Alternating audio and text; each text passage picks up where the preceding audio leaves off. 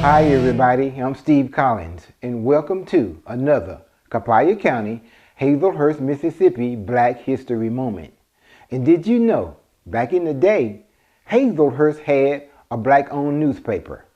Yes, that's right, a black-owned newspaper. You don't believe me? It was called the Copiah Echo. And the only thing white about this paper, other than the paper that it was printed on, were the white-owned businesses that bought ads. Businesses like Jitney Jungle, Harris Cleaners and Laundry, the Hazlehurst Lumber Company, Betty Jean's Department Store, Allen's Dairy, S. Kemp Company, the Hazlehurst Box Factory, the Hazel Theater, and many others.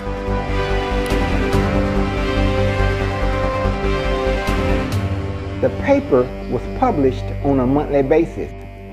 It had a post office address, but it also had a physical temporary office address located at 32 Monticello Street. Beatrice Smith was the editor, and Eddie Smith did the advertising and circulation. The Copiah Echo covered not only the Hazlehurst area, it covered neighboring towns and counties as well. It had representatives like Eula Cooper, Josh Baker, Reverend G.E. Berry, Betty Brown, Willie Stanford, and others to cover areas like Shady Grove, Brookhaven, Georgetown, Meridian, Monticello, and Mendenhall, Mississippi. Now we don't know the exact date the Copiah Echo came into existence, nor do we know the exact date it ceased to exist. However, we do know, according to this paper, it was printed March 23rd, 1954. Here are a few of many articles printed by the Copiah Echo back in 1954. Pictured above is the Reverend J.T. Woodson, beloved pastor of the Temple Church of Hazlehurst and Temple Church of Utica, Churches of Christ Holiness Incorporation, who brings us this message from God. Miss Doris Marie Smith, former Parish High School graduate and daughter of Mr. and Mrs. Robert Smith of Hazlehurst, received a diploma and license from the S.W. Beauty School for completing a course of study in all branches of beauty culture. This week, final plans were made for the all-Negro TV show to be given weekly over WLBT Channel 3.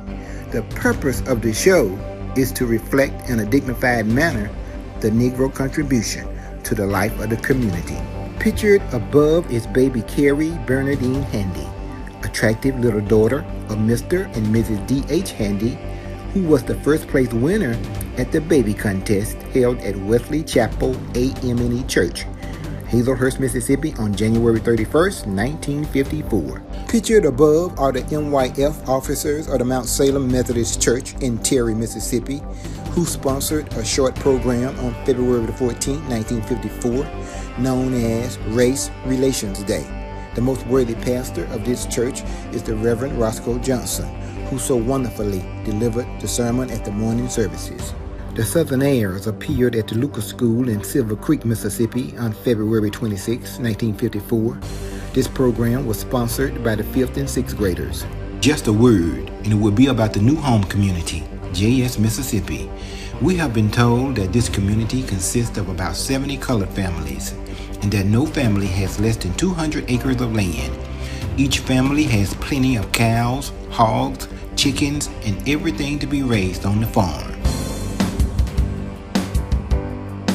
The Copiah Echo even covered news from the Midway community, Walthall County, Tylertown, Summit, Silver Creek, and Crystal Springs. It also covered people going places, babies being born, weddings, funerals, the sick and shedding, aerial churches like Wilderness of Judea, Good Hope, New Salem, Mount Zion, St. James, St. Peter Holiness, Clear Creek No. 1, Chapel Hill, Antioch, and many others. And this is one of my favorites. The United Negro College Fund elects Professor Walter Washington as Vice President. The National Council of the United Negro College Fund, which met at Howard University, Washington, D.C., elected Professor Walter Washington of Utica Institute Utica, Mississippi as Vice President. Professor Washington, who has served as Assistant Secretary for 2 years, met with graduates of Tougaloo College who are enrolled in the medical school, Howard University. Also, groups at Bennett College, Greensboro, North Carolina. Professor Washington is a graduate of Tougaloo College, the only college in Mississippi that qualifies to participate in the United Negro College Fund. The Copiah Echo, a Copiah County, Hazlehurst, Mississippi Black History Moment.